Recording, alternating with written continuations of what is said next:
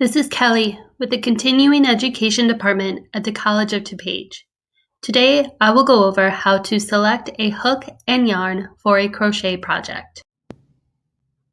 After watching this video, you will be able to determine the size of a crochet hook, read a yarn label, and select the right crochet hook and yarn for a project.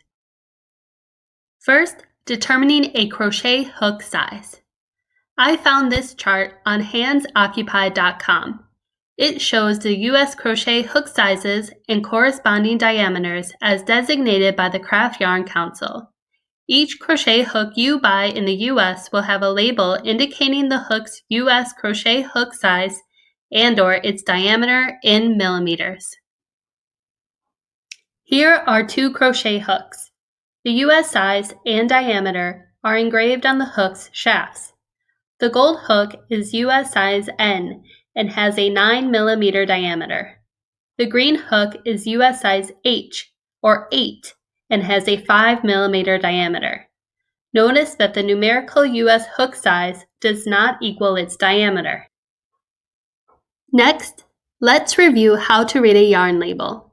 A yarn label communicates details about a skein of yarn to help the crafter decide whether the yarn will work for a given project. I found this figure that marks the pieces of a yarn label on Lion Brand's website. Let's review each piece individually.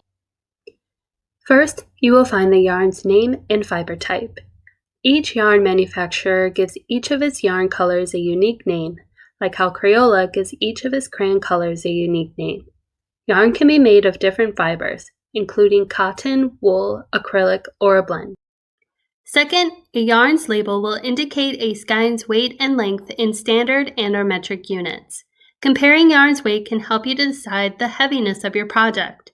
Do you want to make a hat for a 40-degree or 0-degree day? The length of a skein of yarn can help you to decide how many skeins of yarn you will need for a given project.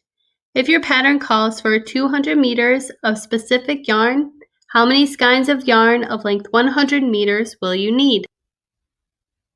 Third, a yarn label has gauge information that shows the recommended number of stitches and rows for a 4-inch by 4-inch swatch.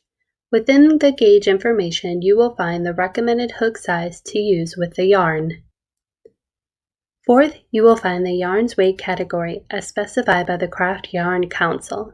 The Council rates a yarn's thickness on a 0 to 7 scale, with 0 being the thinnest. You can find more information on the Craft Yarn Council's standard yarn weight system at www.yarnstandards.com. Fifth, you will find the yarn's country of origin. A store will contain yarn from all over the world.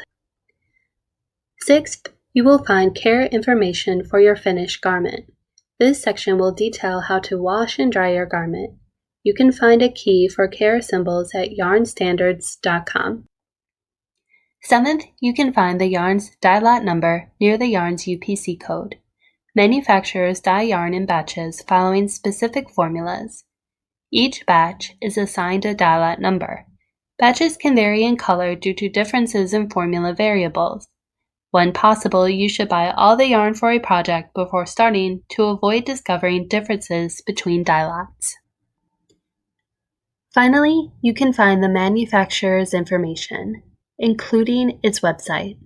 A yarn manufacturer's website often contains its yarn varieties and project ideas.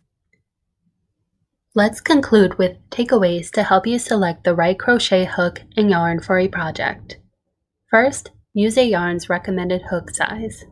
Second, use the yarn's weight and weight category to help you decide the desired heaviness of your project.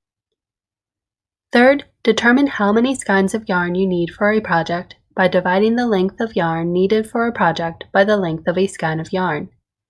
Lastly, when possible, buy all the yarn for a project before beginning. Check the yarn's dye lot numbers to avoid color variance. This page lists the websites I referenced in this video. This video aimed to help viewers select a hook and yarn for a crochet project. My name is Kelly McFadden, and I created this video as a crochet instructor at the Continuing Education Department at the College of DuPage. You can find more student engagement videos on the College of DuPage's Continuing Education Facebook page.